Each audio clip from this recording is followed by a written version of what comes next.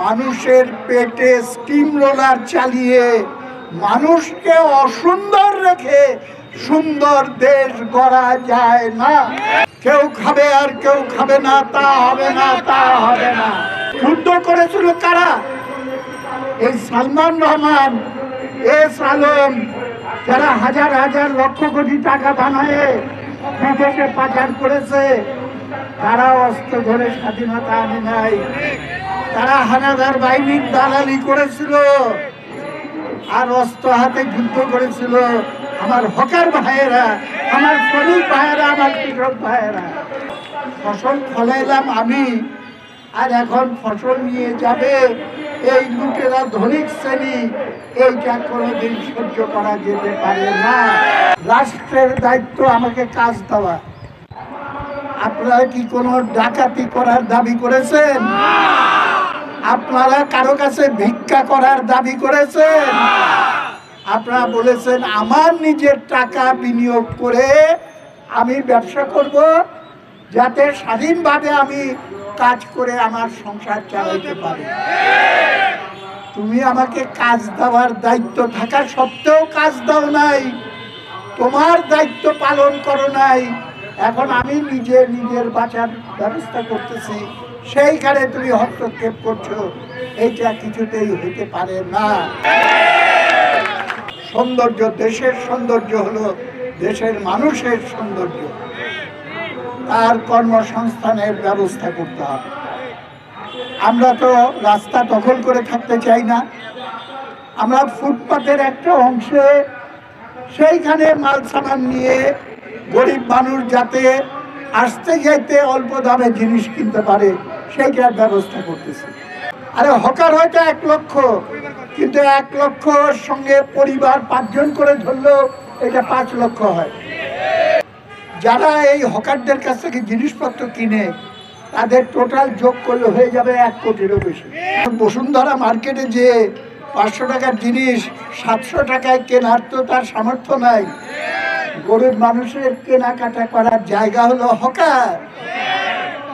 সুতরাং হকারদেরকে উচ্ছেদ করা মানে গরিবদের তার ছোট বাচ্চার জন্য, বউয়ের জন্য একটা জিনিস কিনবে অল্প দামে, সেই সুযোগ থেকে তাকে বঞ্চিত করা। তারা বলে বিদেশ কত সুন্দর, সেইখানে কোনো হকার নাই। মিথ্যা কথা। আমি একাধিকবার নিউ ইয়র্কে গেছি, কয়েকদিন আগে লন্ডন থেকে ঘুরে আসলাম। সেইখানকার রাস্তায় আমি দেখেছি হকাররা, তারা সেখানে দোকান বসায় কেনা বেচার ব্যবস্থা করতেছে। ছবিও নিয়ে আসছি আমি। নিউ ইয়র্কে বাঙালি হকাররা সেখানে দোকানে যে সিঙ্গারা, চটপটি ইত্যাদি বিক্রি করে, তাহলে ওইখানে যদি হকার হইতে পারে, তাহলে বাংলাদেশে হকার কেন থাকবে না? ভারতবর্ষে আমাদের পাশের দেশ, তারাও কি সুন্দর দেশ করতে চায় না? তাহলে পরে সেইখানে একটা আইন করেছে, আইনের নাম হলো ভেন্ডার্স অ্যাক্ট, এবং পার্লামেন্টে পাশ করা আইন। সেখানে বলা আছে ফুটপাতের 1/3 সেইটা ভেন্ডার অর্থাৎ হকারদের জন্য নির্দিষ্ট থাকবে, বাকি অংশ দিয়ে আজকে জনগণ যাতায়াত করবে। সেই ব্যবস্থা আমাদের করা প্রয়োজন। হকার উচ্ছেদ করে কি করতেছে আপনারা খেয়াল করে দেখেন। সেইখানে পার্কিং এর মাধ্যমে চাঁদাবাজির ব্যবসা সেখানে চালু করেছে। আসলে হকারটা কোনো প্রসঙ্গ মাত্র। এইটা হলো হকার উচ্ছেদ আজকে একটা ব্যবসা হয়ে গেছে, এবং সেই ব্যবসা করার জন্যই তারা মাঝে মাঝে এই হকার উচ্ছেদ অভিযান পরিচালনা করে। আমরা বলেছি আমাদের জন্য মার্কেট বানায় দাও। এখন মার্কেট বানানোর নাম করে এমন একটা জায়গা আমাদের নিয়ে গেলা যেখানে পাবলিকের যাতায়াত নাই, সেটা তো হবে না। যেখানে পাবলিক যাতায়াত করে সেইখানে আমাদেরকে আধুনিক মার্কেট বানায় দাও। কাকে দিব? দোকান অ্যালটমেন্ট কাকে দিব? সেইখানেও তো হকারদের নিয়ে চাঁদাবাজি হয়। সেখানে সত্যিকার হকার কে আমি বুঝবো কেমনে? আমি বলতে চাই, ভোটার আইডি কার্ড করাইছেন না? বিএনপি ভোটার আইডি কার্ডের নামে কারচুপি করার চেষ্টা করেছিল। জনগণ ফাইট করে সেই ভুয়া ভোটার লিস্টের তালিকা বাতিল করে দিয়েছিল। তাহলে যদি আইডি কার্ড ঠিক মতো করা সম্ভব হয়, ঠিক হকারদের আইডি কার্ড কেন দেওয়া সম্ভব হবে না?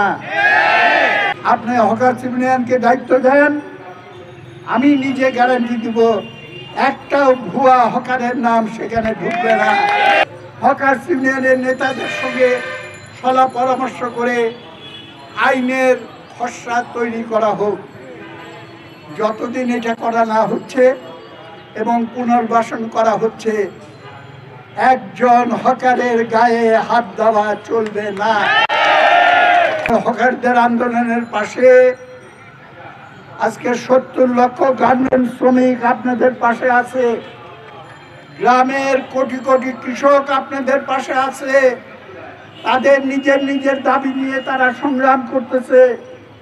সারা বাংলাদেশের এই খেটে খাওয়া মানুষ আর হকাররা যদি একত্রিত হয়, তাহলে কেউ আমাদের দমন করতে পারবে না।